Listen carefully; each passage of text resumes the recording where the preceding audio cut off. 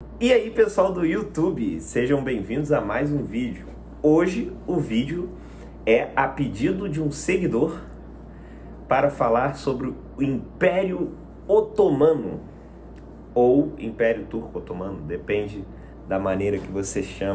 Já vão deixando o like, se inscrevam no canal, compartilha para o amiguinho que está estudando. Isso daqui é conteúdo de Enem, é conteúdo de concurso também. Deixe seu comentário aí no vídeo, o que você achou do vídeo, né?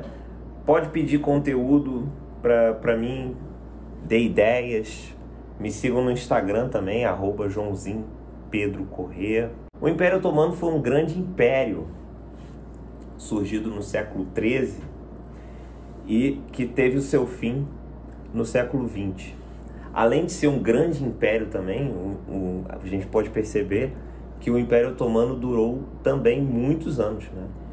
E o fim do Império Otomano, assim como também o fim do Império Austro-Húngaro, o fim do Império Alemão, o fim do Império Russo, marca uma nova era na Europa, que a partir do fim da Primeira Guerra Mundial e a assinatura dos tratados, principalmente de Versalhes, né, marca o surgimento de novas nações. Por exemplo, tá a bandeira da Turquia aí na thumbnail, né? A Turquia é uma nação que surgiu dentro dessa nova ideia política que estava se fomentando na Europa, respeitando as nacionalidades, deixando para trás aquela antiga ideia imperial.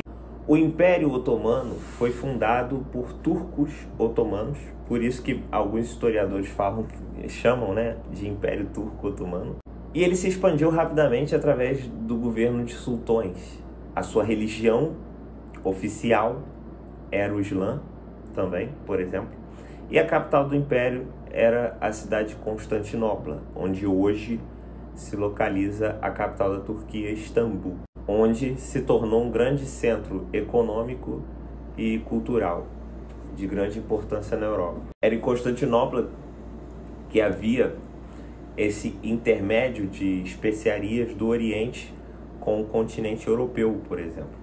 A queda de Constantinopla, ela influencia também muito, obviamente não influencia diretamente, até porque Portugal, por exemplo, já fazia expansões marítimas.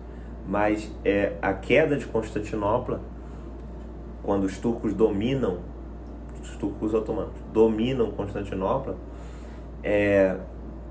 isso influencia diretamente no comércio de especiarias. O comércio começa a ficar mais perigoso, mais caro, né? E acaba que os europeus necessariamente precisam de novas rotas comerciais, né? A gente viu isso, tem live aí no canal, a gente falando sobre as expansões marítimas europeias. Apesar da religião oficial do Império ser islâmica, eles conviviam com diferentes culturas e religiões e etnias dentro do Império. Havia uma certa convivência pacífica.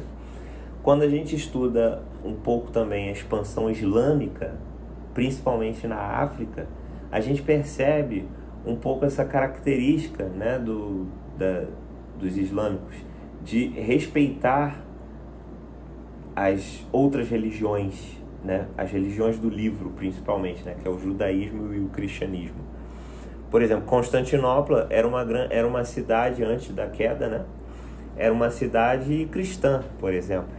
O imperador Constantino tinha fundado a cidade de Constantinopla e imposto ao Império Romano a religião católica oficial. O termo otomano vem do nome do fundador do Império, né, que se chama Osman I. E em árabe, ele é chamado de Uthman.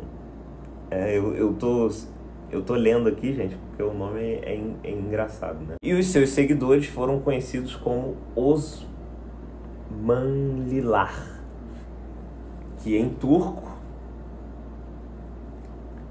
é uma palavra turca, né, que você, ao traduzir transmutar, vamos dizer, chegava ao termo otomano. Então, Osman I era um líder tribal turco que estabeleceu um pequeno principado na Anatólia Ocidental, e dali a Anatólia se tornaria o núcleo do Império Turco.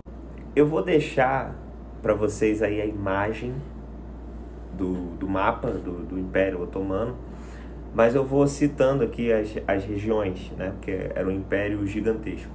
Na Europa, incluía a região dos Balcãs, a partes da Grécia, não a Grécia inteira, né, a Hungria, e estendia-se até a Áustria. É claro que essa região também havia um domínio ali do Império Austro-Húngaro, mas haviam disputas territoriais ali entre os otomanos e os austro-húngaros, né? Na Ásia, o Império Otomano cobria a Anatólia, a Mesopotâmia, onde hoje é o Iraque, ali era o Império Otomano, partes do Cáucaso e a Península Arábica também. Além de um pouco também da África, né? Para você ver como esse império era muito gigantesco, né? O Egito fazia parte do Império Otomano, a Tunísia, a Líbia, a Argélia. Então, a economia do Império Otomano era baseada no comércio, né? Como eu falei aqui, a cidade de Constantinopla era um importante centro comercial, mesmo depois da tomada da cidade pelos otomanos, além da agricultura e também a cobrança de impostos era o que girava a economia dentro do Império Otomano. O Império Otomano ele era governado a partir de uma monarquia absoluta, onde o sultão tinha totais poderes, mas ele era auxiliado por um corpo de ministros e conselheiros, conhecidos como o Divã Imperial, o qual incluía o Grão-Vizir. Lembram da música do Zé Ramalho aí? A origem do Grão-Vizir está aí. O principal conselheiro e executivo. Apesar dessa tão centralidade no poder do sultão, dentro do Império Otomano havia também governanças locais, né? Porque, obviamente, né, você vai pensar num império dessa vastidão, como era o Império Otomano, dificilmente você, através de Constantinopla, ia conseguir governar tudo sozinho, né? Então, apesar do poder ser muito centralizado dentro do Império, havia possibilidade de chefes locais também terem a sua parcela, né, de poder, a sua parcela nesse jogo político do Império Otomano. E a lealdade ao sultão era feito meio que um processo parecido com sucerania e vassalagem, né? Para você ter lealdade ao sultão, o sultão te dava recompensas. Assim, mal comparando, fazendo um anacronismo histórico gigantesco, é como se fosse o sistema coronelista sendo implantado dentro do Império Otomano. É basicamente isso, né? Troca de favores, né? Recompensas, ganhos políticos e tudo. Como era um império de sua grande vastidão, né, ela acabava aglutinando diversas culturas, como, por exemplo, a cultura turca, né, a cultura persa, porque dominava ali, o império dominava algumas regiões do antigo Império Persa, a cultura árabe, né, o Império Otomano chegava na Península Arábica, por exemplo, e a cultura de origem bizantina, né, de Bizâncio. A música e a dança eram bastante cultuados dentro do Império. Então, a respeito da sociedade, eu falei que sobre as religiões, né, o Império era bastante tolerante com as outras religiões, a não ser o islâmico, né, que era a religião oficial. E essa tolerância religiosa, vamos dizer assim, era feita através dos millets, né, que permitiam a coexistência dessas religiões dentro da estrutura territorial administrativa do Império Otomano. A sociedade otomana, né, era extremamente estratificada, existia uma elite governante otomana, composta por burocratas, militares e a família real, e abaixo dele estavam os comerciantes burgueses, artesãos e agricultores. Não existia, na verdade, uma mobilidade social. Se você nascesse comerciante, você ia ser comerciante para sempre, agricultor. Então, a gente pensa o declínio do Império Otomano como um fator essencial, né?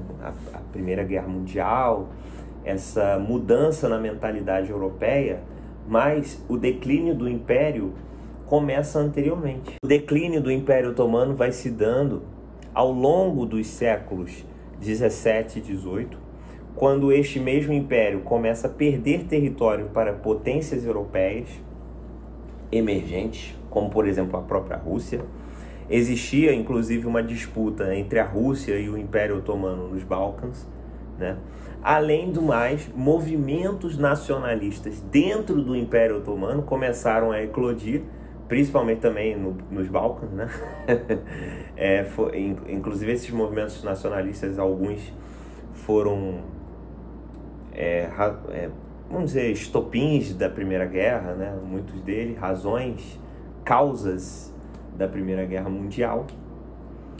E um outro fator também foi a incapacidade do Império de modernizar suas forças políticas, administrativas e militares, né? Isso também é um fator importantíssimo para um declínio de qualquer governo. O fim do Império Otomano foi selado no final da Primeira Guerra Mundial, como eu disse, através de assinatura de diversos tratados, principalmente de Versalhes, mas aqui no caso o tratado que termina, né, o Império Otomano, é o Tratado de Sèvres, né? Eu estou lendo ali, assinado em 1920, que desmantela, que fragmenta completamente o Império Otomano. E esse império desmantelado fica comandado pelas potências que ganharam, né, a Primeira Guerra. Porque o Império Turco-Otomano, ele entra na guerra ao lado das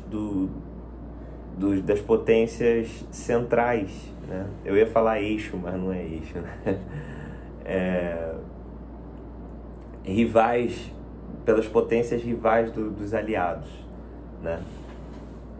O Império Otomano, ele entra na guerra junto com a Alemanha, com a Áustria, o Império Austro-Húngaro e a Itália. É assim que o território é fragmentado, esse território do Império Otomano, há dentro da Turquia, né, onde hoje é a Turquia, movimentos separatistas de resistência, que o principal deles foi liderado por Mustafa Kemal Atatürk, né, que foi o líder da tal guerra de independência turca.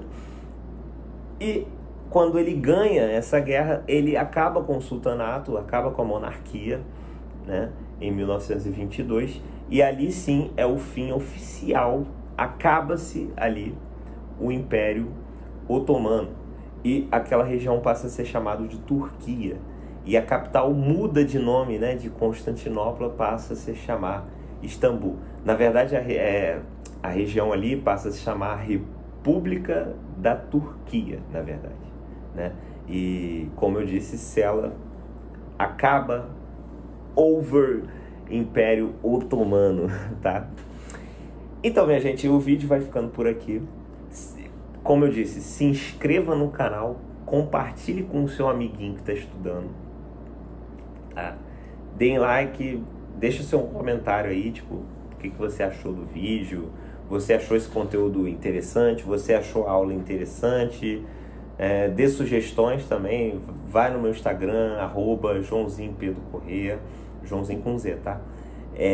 Tem o meu LinkedIn também, que, né, professor, sabe como é que é? João Pedro Corrêa. Valeu, galera, bons estudos!